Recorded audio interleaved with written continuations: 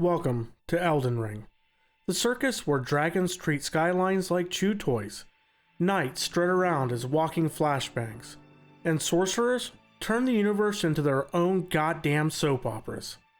And then there's this guy, the Dung Eater, a walking sewage leak in crimson armor. Just the name makes you want to Purell your soul. FromSoft absolutely skipped the chance to dress him up or give him a destiny. They dropped a biohazard into your safe house and said, yeah, this is your new roommate. Congratulations. The first time you hear about him comes from Roderica. Sweet, soft-spoken, trembling Roderica. And what does she say? The spirits cry when he walks by. Think about that for a minute. People live through famine, dragons, demigods, and then they die. And death itself breaks down the second this freak strolls past. That's his aura before you ever see him. The Roundtable Hold already reeks of killers, zealots, and mercenaries, but the one that makes the walls mourn is the man in the back. That's how FromSoft sets the stage. Zero trace of prophecy, zero trace of build-up, just pure dread soaking into the walls. So of course you go looking, because curiosity in the lands between is the polar opposite of virtue. It's a chronic goddamn disease. You start chasing rumors, and what do you find? A seedbed curse. The name sounds like a farming accident, but what you stumble into is way worse. These bodies are the last thing you'd call just dead. They're staged, twisted into shapes that make your spine ache just from looking at them. Limbs stretched, jaws frozen mid-scream, arranged like they're props in a museum curated by a lunatic. You peel the curse off one like it's a live wire, and now you're carrying around a piece of hereditary sewage, wondering which part of your brain thought this was really a good idea. And when you finally bring it back, the door creaks open and the torchlight fades. There he is, the Dung Eater, sitting on the floor absolutely surrounded by death and filth. His crimson armor so tastefully ruined even its maker would fake his own death. He lifts his head, flashes a grin that belongs on an executioner, and tells you calmly, casually, like he's asking for cream in his coffee, that he's going to defile your body and soul. That's his introduction. No grand speech or noble purpose, just a sewage promise wrapped in a smile. And here's where FromSoft works their magic. Because instead of telling this guy to stay in his chair and rot, you keep talking to him. And what does he do? He hands you a new job. You're not a knight or a chosen one anymore. Congratulations. You're now the land between's rot courier. He wants more seedbed curses. Not relics, not treasures, not even runes. Just rot. He wants you to dig it out of corpses and deliver it to his chair like you're running Uber Eats for misery. And every time you hand him one, he perks up just a little. The slouch eases. His voice sharpens. It's like you just topped off the fuel in a septic tank. This is the polar opposite of a prisoner wasting away. This is a craftsman rediscovering his favorite medium, and his medium just happens to be corpses. And then FromSoft decides to take your little moment of peace and flush it straight down the sewer. They hand you Big Boggart, running a seafood stand because the apocalypse clearly needed shrimp with a side of despair. You hand him some runes, he cracks a dumb joke, and for 5 seconds, you actually think, hey, maybe this world is the polar opposite of just misery cosplay. He sells you shrimp in the same universe where gods throw comets at village. That's the kind of absurdity you cling to. But this is Elden Ring, so the shrimp man gets wrecked. You come back and Boggart's already on the menu. He's sitting tied to a chair, twitching, voice rattling like a broken accordion, begging you to remember him while his body tries to fold in on itself. And this is where Dung Eater graduates from creepy pervert in a chair to full-blown nightmare artist. He flat out refuses to kill people. That would be merciful. He vandalizes them instead. He takes a man who was just trying to hustle seafood in a war zone and turns him into a PSA about why you should have stayed home. And the worst part? It flat out refuses to stop with Boggart. The curse sticks to his bloodline. Kids, grandkids, Everybody down the family tree gets stamped with Dung Eater's personal brand of sewage. That's not a death, that's a business model. Every NPC in this game wants to leave behind a throne or a star, or even a dream. Dung Eater wants to leave behind generational trauma. Shrimp guy to shrimp grandkids, all the way down. Congratulations, you're looking at the only franchise in the lands between, and it's filth. So you drag yourself into Lindell, the golden capital, the holy jewel of the Erd Tree. On the surface it shines like a postcard, practically begging for a wish you were here stamp.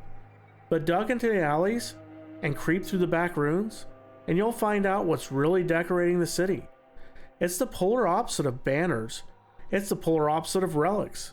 It's corpses and chairs, strapped, spread, and branded with seedbed curses, almost like he's opening the worst art gallery in history. The Erd Tree beams its holy light from above, and underneath you've got Dung Eater curating his museum of rot. Forget the lavore, welcome to the sewage wing. And if you're still dumb enough to follow the stench, the tour guide drags you down into the subterranean shunning grounds. This is the opposite of a basement. Basements are for storage. This is the city's colon. Pipes groan like intestines, ladders are slick with fluids you can't name, and the tunnels crawl with water moving slower than your regret. FromSoft knew exactly what they were doing here. They wanted you to feel like you were spelunking through a clogged toilet. Every step is a dare. Still want to meet your buddy in red? And at the bottom, jackpot, the jail. Carved out of stone, filled with bad intentions, and strapped into a chair sits the man himself. Chains biting into his arms, legs clamped down, locked in like a monster on display. Most prisoners beg, they plead, they swear they're innocent. Not him. He just sits there smiling like a craftsman waiting on UPS. He tells you straight up what he'll do if you let him out. Spread his curse to every corner of the world. There's no lie or sugarcoating involved here. He promises sewage, saying it's his destiny. And you, because you're tarnished and broken inside, you actually set him free. The lock clicks, the door swings open, and congratulations, you just unleashed the biohazard.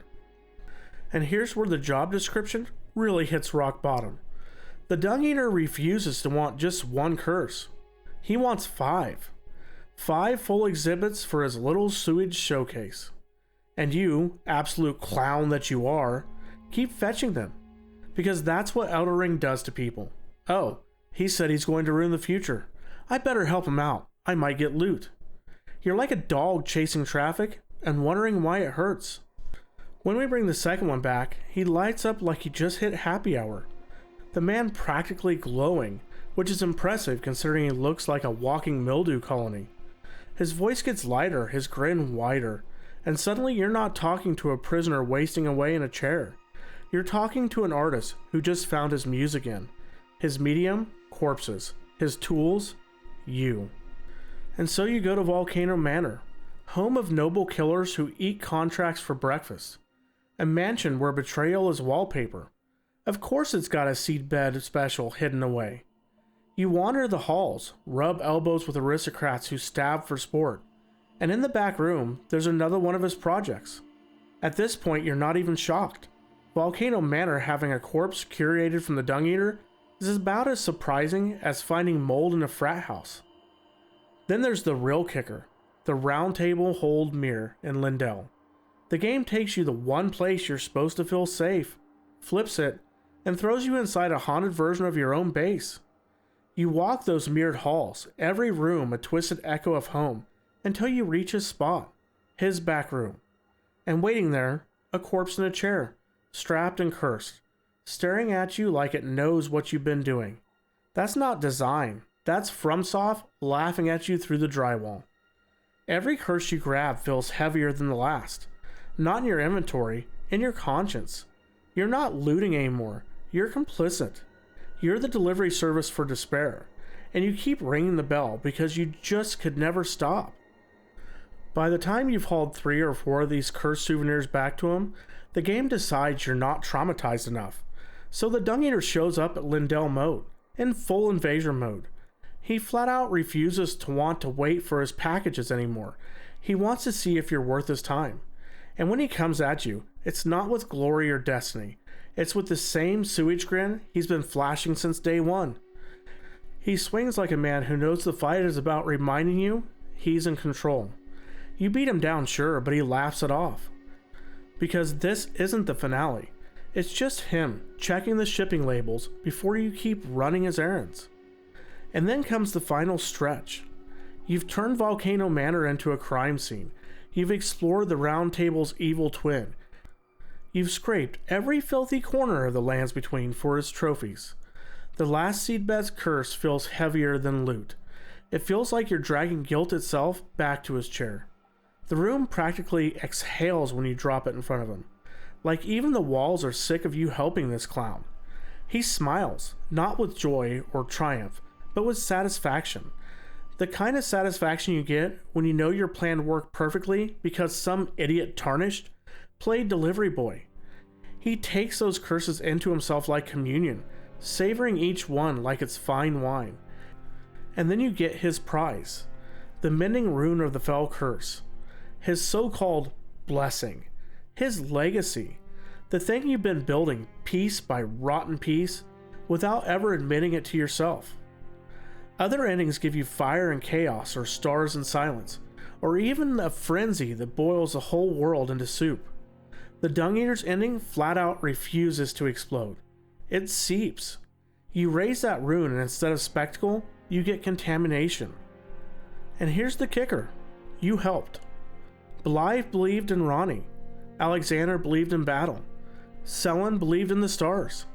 The Dung Eater believed in nothing but filth. And you, for some reason, believed in him. You carried his curses. You freed his chains. You fetched his future. He absolutely skipped the chance to trick you. He told you exactly what he was. And yet, you still went along for the ride. That's why when the spirits cry in the walls, when the capital reeks through its marble cracks, when tomorrow itself tastes like sewage, they're not just crying for him. They're crying for you. Because you absolutely skipped the chance to stop him. You delivered him. The Loathsome Dung Eater. No prophecy, no nobility, just a sewage artist with patience. And a tarnished, dumb enough to help hang his gallery. FromSoft handed you rotten armor. And somehow, you let him come out on top. I'm done talking now. Let's get a drink.